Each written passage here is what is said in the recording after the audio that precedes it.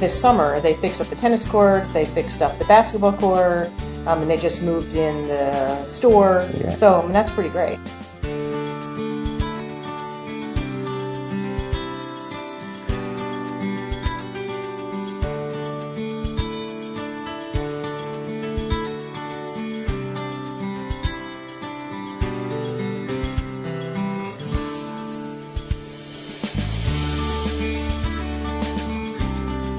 Shpreha demokracia popullore në mbar procesin nënkupton natyrën gjithëpërfshirëse të saj, ku legitimiteti I establishmentit politik buron drejt për drejt nga qytetarët që ajo vetë qeveris. Kjo përfshin angazhimin aktiv në diskursin publik, në iniciativat e komunitetit, në avokimin për ndryshime sociale a politike. Podstata u tohoto přístupu je důraz na to, aby se účast veřejnosti neomezovala pouze na jeden okamžik, například na volby, ale aby probíhala v celém procesu tvorby, realizace I hodnocení veřejných politik.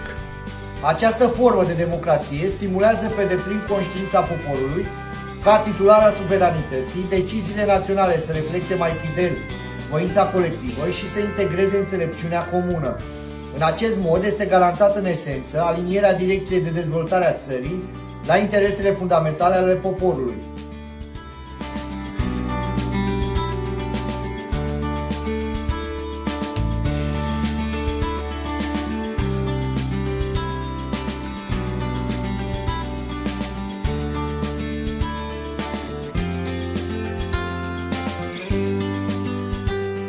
Účastníci pocházejí ze všech oblastí života společnosti. Zastoupeny jsou všechny profese, I nejnižší vrstvy či etnické menšiny. Během zasedání se zabývají zásadními otázkami.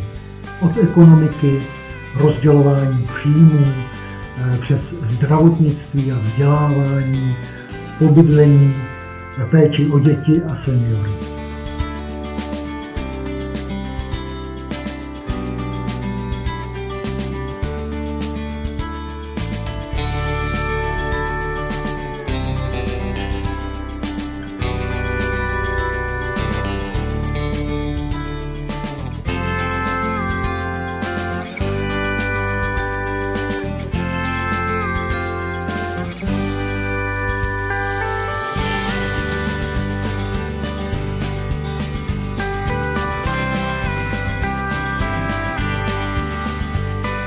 Dočetl jsem se, že proces přípravy plánu široce zahrnoval názory veřejnosti.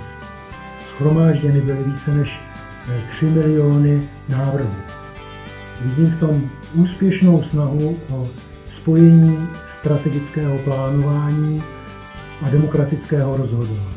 Im vom 4. Plenum des 20. Zentralkomitees der KP Chinas vorgeschlagenen Entwurf sind tatsächlich zahlreiche für die Menschen positive Zielformulierungen enthalten. Ein Wachstum des Bruttoinlandsprodukts in angemessener Höhe kann nur durch die Entwicklung neuer qualitativer Produktivkräfte erfolgen.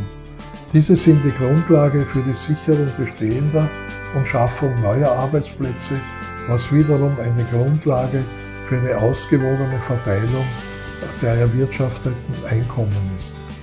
За мен е впечатляващ петгодишния план, новия 5-годишен план, който прие Китай, защото характерно за него е, че в центъра на усилията на държавата и на бизнеса е поставен човекът. Тоест, така да се създават блага, така да се създават социалните процеси, че в крайна сметка полза да имат хората и населението на Китай. Това наистина е изключително впечатляващо.